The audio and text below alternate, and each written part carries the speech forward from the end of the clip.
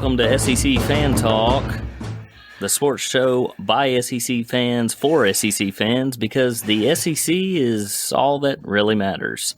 You have your host, Luke Alsop and Brandon Bird, going to run you down through the changes in the SEC and what's happening. Exciting show for today, Luke. We've got a couple things stacked up. The first thing being some changes within rankings that really profits the SEC. Of course, the first 1 through 4, 5, didn't really change. But SEC only has a handful that are unranked, one being Ole Miss, Mississippi State, Arkansas, Missouri, South Carolina, Vanderbilt. You got Texas A&M in there at 10. Tennessee has moved from 25th to 16th. That's a big. Of course, Alabama at 2, Georgia at 4. It is. LSU at 6, Florida at 5, Auburn at 8, and Kentucky at 23. So, very nice that we have one. What is that? Not quite over half. I'm sorry. Yeah, that's big news for Tennessee. That it really goes to show that. All right, guys. Go ahead. I'm sorry, guys. You're going to hear a little bit of a lag. We're trying something a little new here, doing this a little not in one room. We're separate and trying this remotely. On my end, you may hear kids screaming in the background. On Luke's end, you may hear some cars or. Yeah, it's actually just excitement leading up to the season. It's going to get loud in here closer it gets to game time. But yeah, what I was saying is, that's a huge boost for Tennessee. I think that really goes to show you that people are, starting to believe more and more in Tennessee. I thought that 25th ranking was low, considering at the time, the Big Ten was not how they finished. Yeah, exactly. Oh, I like your transition there. I really like your transition. Oh, it does. I mean, that's big. That's huge. Everybody was waiting on the Big Ten to make a decision. They got it. So it takes lawsuits, which we knew it was going to come down to something. But you get a lawsuit going in by Nebraska. You get the state of Ohio's Attorney General, whom was a Ohio State alum, saying, "Go ahead, sue them. You got a good case." So when you get those, you get Nebraska, you get the Ohio State, you get the Michigan, talking about lawsuits. The Big Ten, they don't have the money like that, and so they let it go. And I'm very, very happy for the organization, the coaches, the players, the fans, the school, every part about it. On that end, I'm happy for. The problem that all SEC fans need to have, and we really need to stress this onto the College Football Playoff Committee, is the differences between seasons between the Big 12, ACC, and SEC, with having 10 games in conference versus the Big Ten now coming in starting October 23rd and only having to play 8 conference games. Yeah, that's just, to me, that's a recipe for disaster. Going down the schedule, we've talked about this before, but I just have a feeling that somebody is going to get royally shafted at the end of the year. Because what's going to happen, I'm afraid, is you're going to have an Ohio State team that goes through undefeated. Their only 2 quality wins are going to be against a mediocre Michigan team and a questionable Penn State team. Um, and if they go undefeated and somebody like, for example, I don't know, just take Texas A&M, they might finish the season with only one loss. Well, they would have beaten, four top 25 teams in the season and only lost one, and they could get left out of a playoff spot because of Ohio State. And I think that's just, it's just not right. And, Ohio State fans can, jump up and down and scream as much as they want to. And I understand they've got a point, because they are one of the top 5 teams in the country, I think, talent wise. I don't think that's really much you can argue about that. But it's not fair to maybe a one-loss SEC team or a one-loss, Big 12 team, that they might miss out on the championship because of Ohio State and their 8-game season. I completely agree. And looking at Ohio State's schedule here, they start off with Nebraska at home. And, 20 years ago, that would be a very fun game.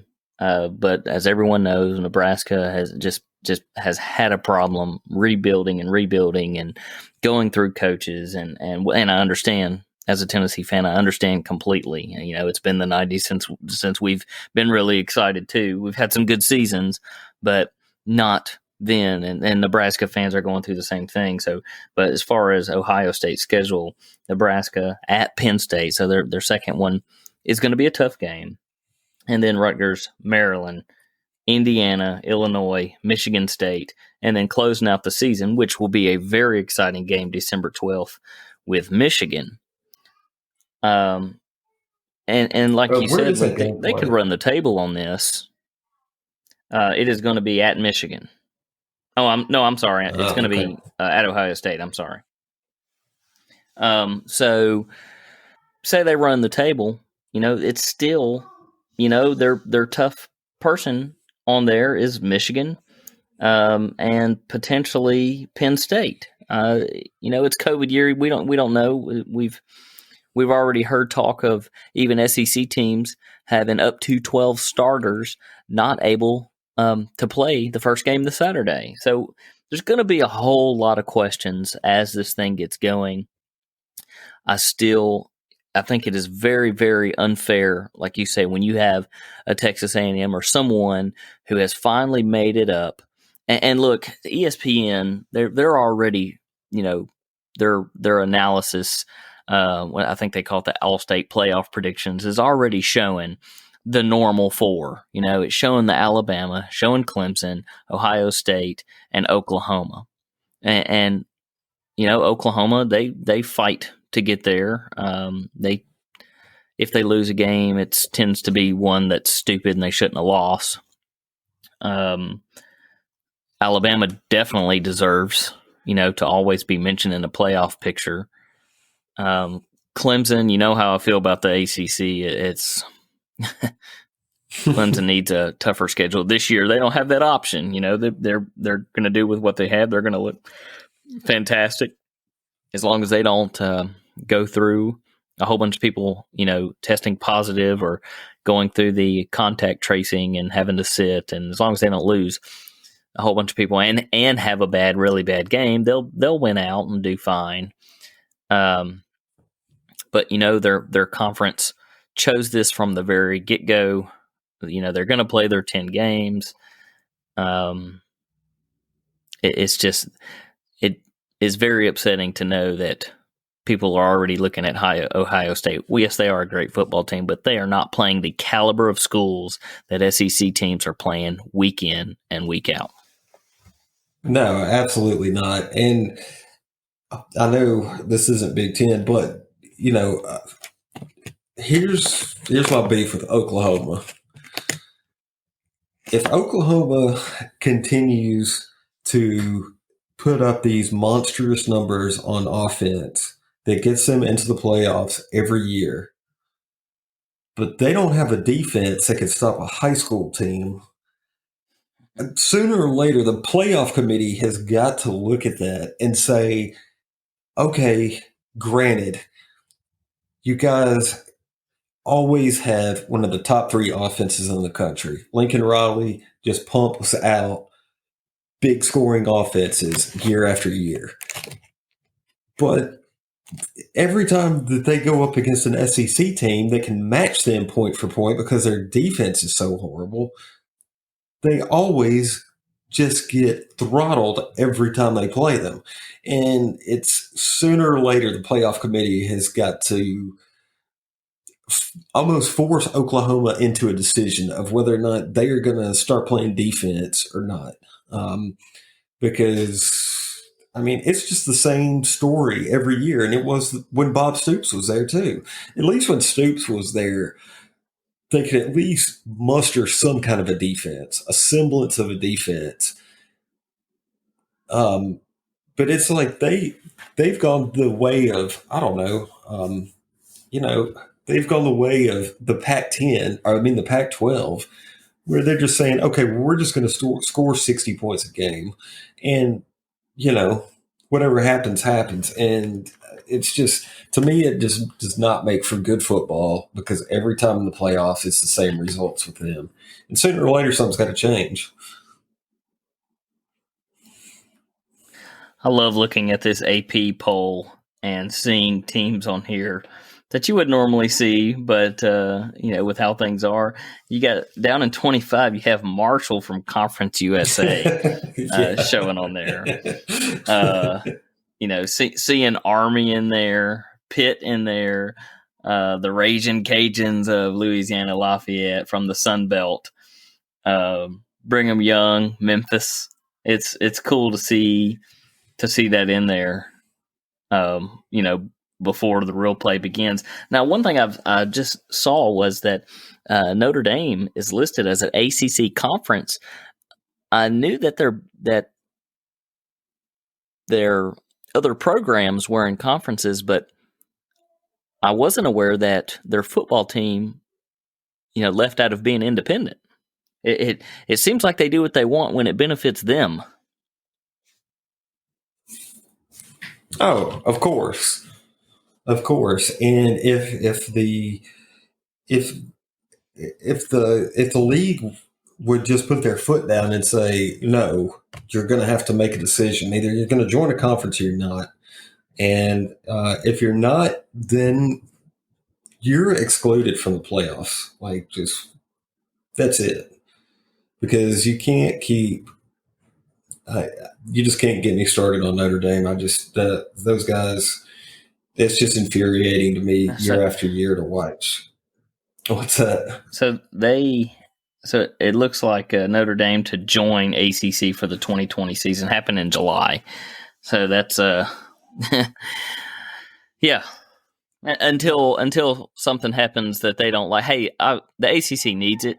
They need a quality opponent in there, and Notre Dame's going to give you quality football. It's really good for the ACC. I just don't like that. Next year, they'll go, this is not going to really benefit us. We're going to go back to be independent. Yeah, absolutely. That's exactly what they're going to do. I just,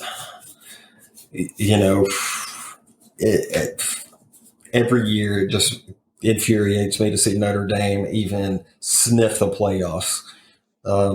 Because, I've ragged on Oklahoma, but I mean, my God, Oklahoma has performed light years ahead of Notre Dame when it comes to playoff performances.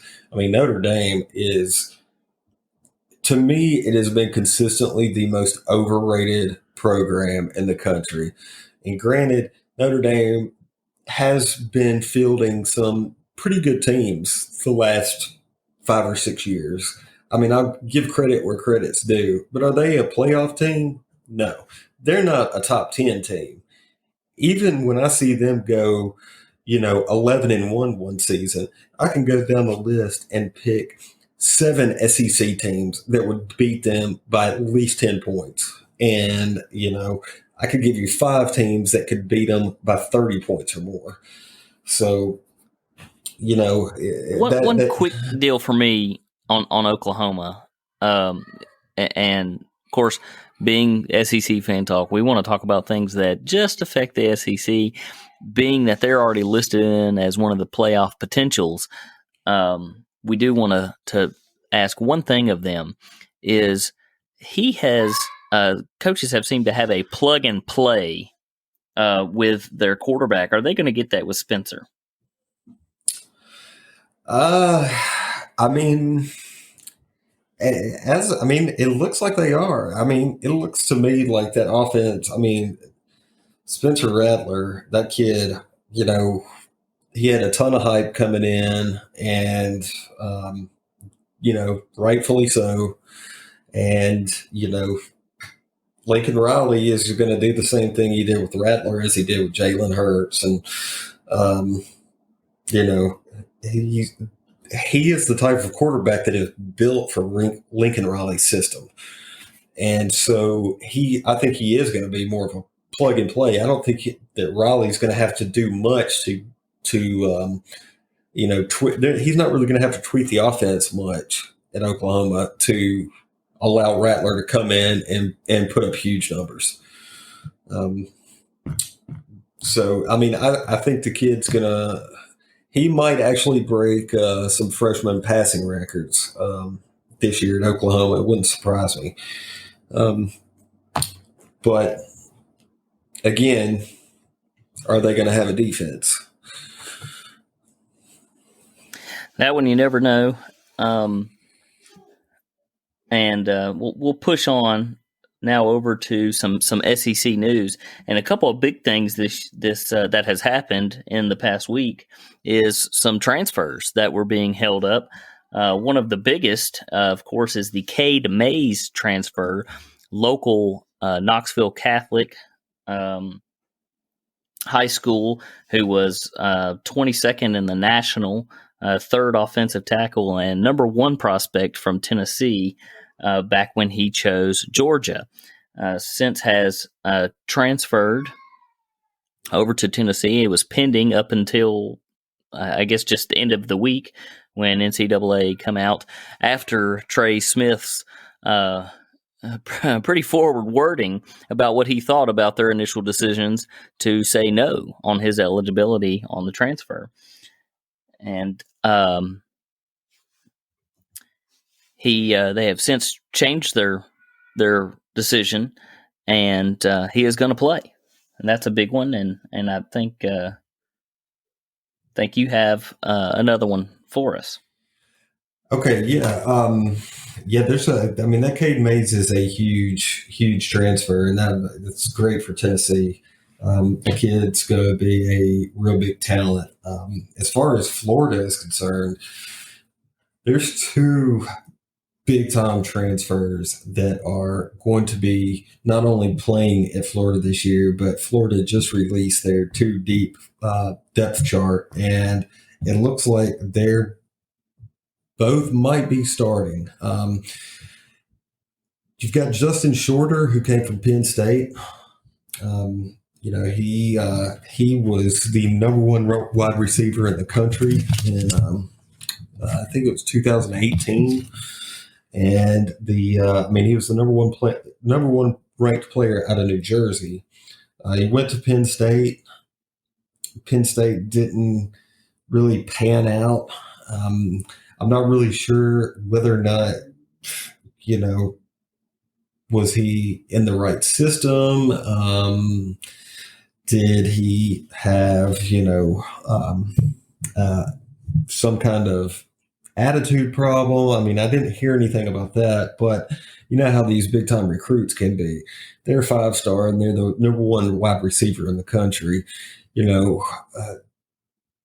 Sometimes they think that they can just walk onto any team and start immediately. And, that could have been the case. Either way, it's a huge get for Florida, considering, especially since they just lost so much as far as their wide receivers are concerned. with Jefferson leaving. That was the biggest one. So he should be able to fill Jefferson's shoes, which will add to a once again stacked Florida wide receiver group. And then on the defensive side of the ball, you've got Brenton Cox. Brenton Cox was a 5-star linebacker out of the state of Georgia. He was the 23rd ranked player nationally in the country, and I believe he was the number one linebacker in the country coming out of high school. He's either number one or number two, but he's right at 6'5", 245, and he was good enough to see the field early at Georgia, and for some reason things just didn't work out. I've heard a lot of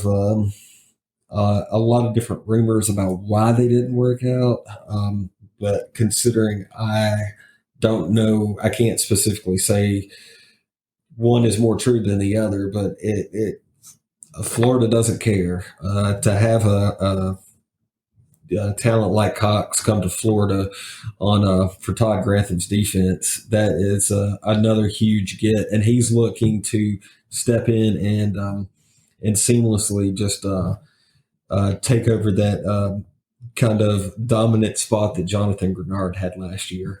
So there's some big transfer news for Florida as well this year. You know what they call the number one pick or just overall good player and he knows it. They call that the Tate Martell syndrome now. Yeah. Poor Tate. You can't. Don't jump on the board when he's down. I'm just kidding. That kid. It was easy to dislike the kid if you watched him on Netflix.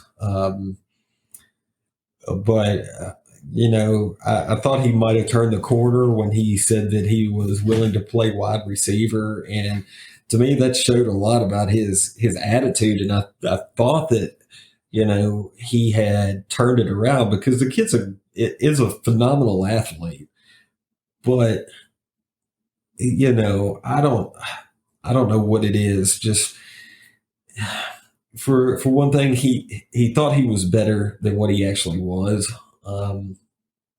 But even having said that, he's still a heck of an athlete. Like I said, I thought he turned a corner, but obviously not.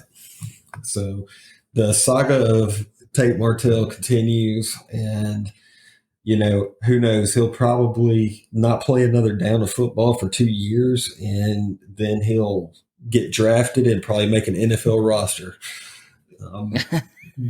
knowing his journey, or the undrafted real cheapo waiver that someone picks up and turn out to be the next. He's too short to be the next Tom Brady. He's too short for quarterback, but he could be the next Edelman, though.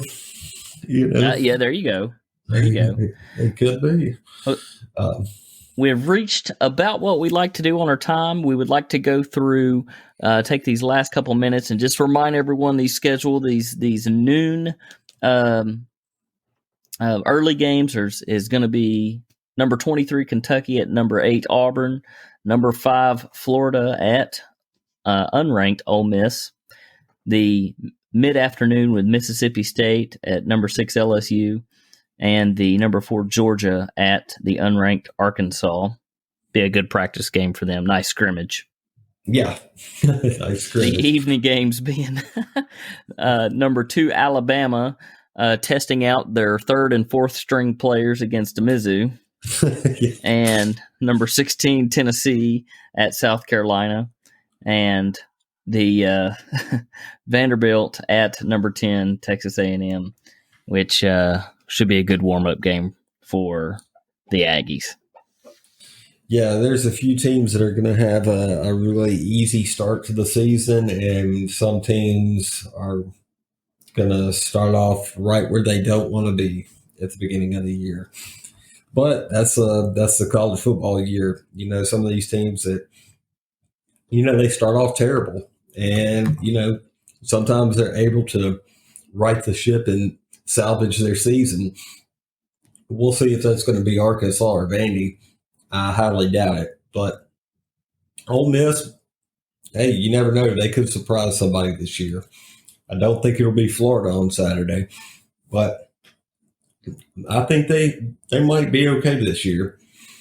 I think the only thing that Ole Miss is going to accomplish is the amount of retweets from their head coach / PR director Lane Kiffin. I mean, it's very possible, but at the same time, I think that they very well could beat somebody that nobody expects them to this year. I mean, John Rice Plumlee, he put up some pretty good numbers for a freshman in a stagnant offensive system last year. So, who knows? Maybe Kiffin can stay off Twitter long enough to, steer this kid in the right direction. That would be fantastic. Guys, we thank you for tuning in to this episode of SEC Fan Talk, where we are all about the SEC. SEC fans are welcome to join in on the conversation. Check us out on Twitter or secfantalk.com and sign up. Come be a guest host with us.